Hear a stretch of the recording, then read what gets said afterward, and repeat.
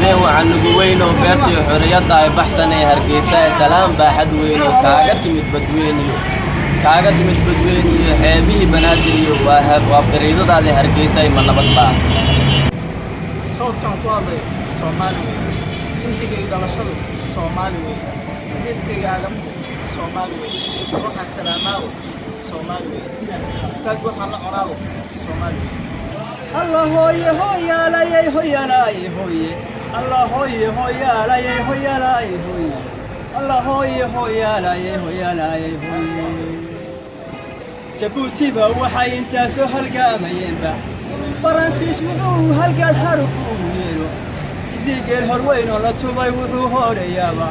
waa kuwa xornimadii hanto way harsanayaan laba hooyo wada nuujiso hoy galaanahay wali way sareer taaganahay ilaa iyo hooye anoo Soomaaliya ummadaha midoobe adduunyada horumaray asageen angeerne Soomaalay is aamina lixii labaatan jun maalintii aan dhasho dunida ay baratay calankeyga la taagay hambal yaa leeyahay Soomaalay nabadda u sahasha olaadan ka salala soo ma jirto goobaha ninka nabarka soo sida gacantiisa kama sugo Soomaali baan waxaan leeyahay qof kasto muwaadin Soomaaliyeed ah u dhigo